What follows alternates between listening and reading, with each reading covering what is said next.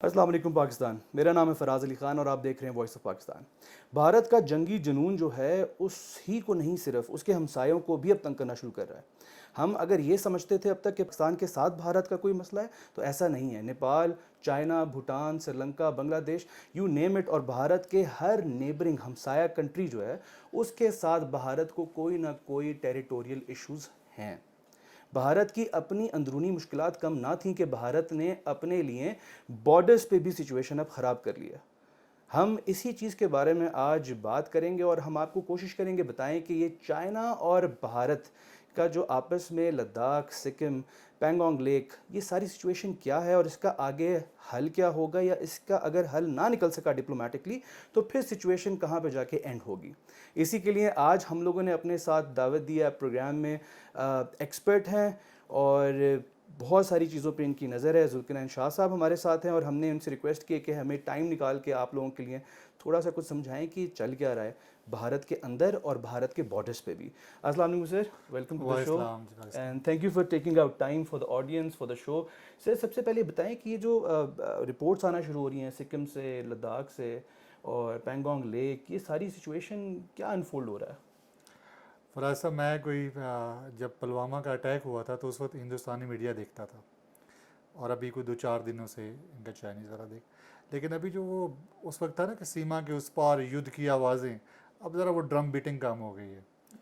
क्योंकि हिंदुस्तान का इशू ये है कि जब चाइना मद्दे मुकाबिल होता है तो उसकी आवाज़ डिफरेंट होती है, जब श्रीलंका, नेपाल, माले, पाकिस्तान, तो फिर उसकी आवाज़, ख़ासकर पाकिस्तान के साथ उसकी आवाज़ ज़रा टोन डिफरेंट हो जाती है। मतलब वो छप्पन छप्पन इंच का जो उनका सीना था, सेना उनका वो मोदी साहब का अब नज़र नहीं आ रहा।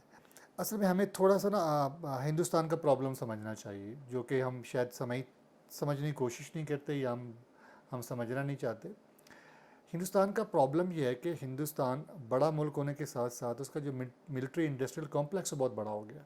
हम्म।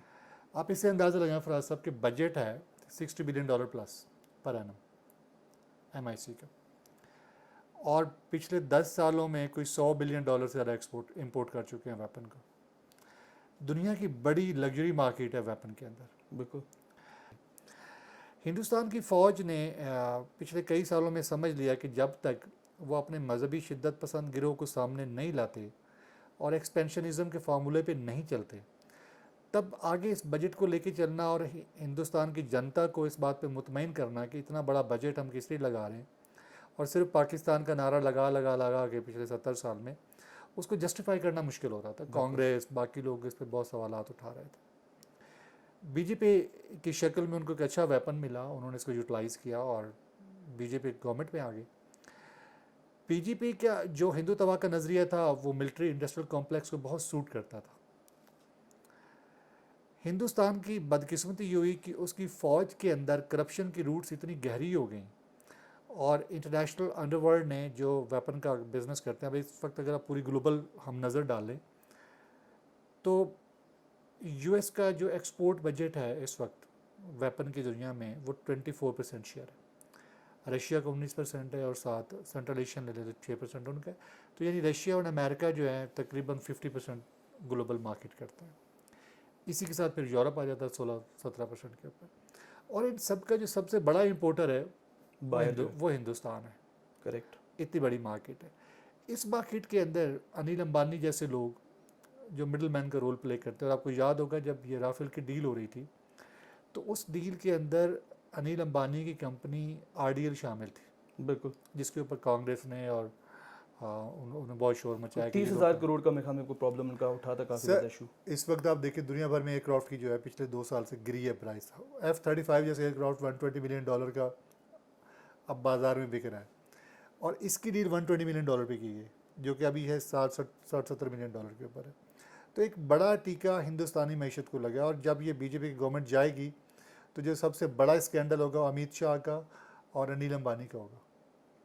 अच्छा, करेक्ट। ये है वो बैकग्राउंड जिसके अंदर हिंदुस्तानी फ़ौज को हर वक्त कोई ना कोई एक इशू चाहिए ताकि उस इशू को लेके चल सके, नंबर 1। नंबर 2, जब उसने ये देखा है कि जो इंटरनेशनल थिएटर चल रहा है चाइना एंड US का और यूरोपियन का, तो वो अब अपने आप को ये साबित करने की पूरी भरपूर कोशिश करवा रहा है वेस्टर्न वर्ल्ड को और उस अलाइंस को कि भाई मैं तुम्हारे लिए बहुत बड़े काम का हूँ। अगर तुम मेरी पुश्त पे हाथ रखो तो देखो मैं चाइना और रशिया और ये जो सारा ब्लॉक बन रहा है मैं इसके मद्दे मुकाबले हो सकता हूँ। और इसके लिए वो अपने हद से ज़्यादा बढ़ने की कोशिश में गलती कर गया, कुछ चाइना से पंगा ले बैठा। अच्छा सर, इधर एक मिनट, मुझे हमें जो अब तक समझ आई मुझे बात वो ये है कि एक सबसे पहले जो इंडियन आर्मी है उनका बजट इतना ज़्यादा बड़ा हो गया, उसको जस्टिफाई करने के लिए उन्होंने खुद से अपने दुश्मन क्रिएट किए ताकि वो जस्टिफाई कर सकें, क्योंकि अब वहाँ पे पाकिस्तान का कार्ड शायद उस तरह से नहीं खेल पा रहा था वो बजट को जस्टिफाई करने के लिए। उसने चाइना भी, नेपाल भी, बांग्लादेश भी, श्रीलंका भी, हर जगह पे अपने महाज खोले ताकि जस्टिफिकेशन हो, और प्लस वो आरएसएस और हिंदुत्व का एक उसने शेल्टर लिया ताकि जो एक इंटरनली लोग थे उनको भी सेटिस्फाई किया जा सके। करेक्ट जी बिल्कुल ठीक। हिंदुस्तान ने असल में ये सबक सीखा था अमेरिका से, लेकिन हिंदुस्तान के स्ट्रक्चर में और यूएस के स्ट्रक्चर में बहुत बड़ा फ़र्क है। हिंदुस्तान अपनी जिन कमज़ोर बुनियादों पे खड़ा है वो यूएस से डिफरेंट। उसका पिछले 200 साल की हिस्ट्री है, उसके 200 साल में उसने अपने गवर्नेंस मैकेनिज्म बहुत किया। बट हिंदुस्तान अपनी बहुत बड़ी आबादी को अभी तो टॉयलेट के इशू से बाहर नहीं निकाल पाया। अच्छा, इस सूरत हाल में जब ये सारा हुआ तो जो एग्रीमेंट साउथ एशिया में सार्क के अंदर, क्योंकि सार्क के अंदर डोमिनेट करता है और सिर्फ पाकिस्तान ही इसको आंखें दिखाता है तो ज़रा ठंडा रहता है। अदरवाइज़ अगर आप थोड़ा सा पीछे चले जाएँ 15-20 साल, इसने एलटीटी को सपोर्ट किया जाफना के अंदर, और श्रीलंका को इसने तिगनी के नाच उठा के रखा। वो भला वो श्रीलंकन गवर्नमेंट का और फिर पाकिस्तान का आया, और पाकिस्तान की जो एजेंसीज ने उसको सपोर्ट किया, और तब जाके वहाँ पे जाफना में एलटीटी की उसको निजात मिली श्रीलंका। इसने बर्मा के साथ यही किया। शॉन आर्मी को इंडियन अंडरवर्ल्ड ने जो नेक्सस डेवलप किया, जो इसका था ईस्ट एशिया में गोल्डन ट्रायंगल का, बर्मा थाईलैंड लाओस के जो ड्रग्स का था, तो वहाँ पे इन्होंने जाके खामखा की पेनिट्रेशन की और शॉन आर्मी के साथ पीछे पंगा लिया और बर्मा को डिस्टर्ब किया। यही काम इन्होंने मालदीव के साथ करना शुरू कर दिया। अब नेपाल, चूँकि नेपाल हिंदू मुल्क है, 81% उसकी हिंदू पॉपुलेशन है, तो इन्होंने पहले जो किंग्स थे उनके साथ 200 साल की हिस्ट्री साथ चलाते रहे और लॉलीपॉप देकर उनके चला। लेकिन जैसे ही 1990 में वहाँ पे जमहूरियत आई और उसके बाद नेपलीस जनता ने उनकी अवेकनिंग शुरू हुई, तो कम्युनिस्ट माइंड वहाँ तेज़ी से तरक्की किया। मजहबी तौर पे वो बेशक हिंदू है मेजॉरिटी में, लेकिन कल्चरली वो कम्युनिस्ट ब्लॉक के ज़्यादा करीब थे। और तभी ये अभी अपने उसके इंडियन चीफ का बयान सुना होगा कि जो कि बड़ा गैर जिम्मेदाराना बयान दिया उसने कि जी इस इन मुजाहिरों के पीछे जो नेपाल में हो रहे हैं ये जो किसी और का हाथ है और किसी और का हाथ है तो चाइना का है, और अब यकीनी तौर पे कुछ दिनों बाद पाकिस्तान का नाम भी लगना शुरू हो जाएगा कि जी ये सारा जो है ये सरहद के ऊपर जो इस तरह की फ़िक्र हो रही।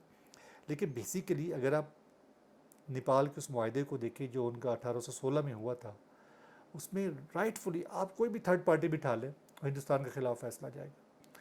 सुगाली एग्रीमेंट जब हुआ उस मुआहदा के अंदर ये जो तीन तो काला पानी, लिक्विपिक और जो तीसरा उनका ये था, ये पूरे का पूरा नेपाल का था। जोग्राफिकली हिंदुस्तान के किसी भी आम जो थोड़ा सा कम मुतासिब आदमी है, आप उसके स्कॉलर से पूछ लें कि ये किसका हिस्सा है, तो वो उनका था। मतलब बेसिकली ये जो 3 इलाके की बात करें तकरीबन 350 किलोमीटर की पूरा एरिया बनता है, ये हिस्टोरिकली नेपाल के पास ही था। हिस्टोरिकली नहीं, हिस्टोरिकली जोग्राफिकली नेपाल के पास था। This was Nepals territory. जब चाइना के साथ पंगा हुआ 1962 में, इंडिया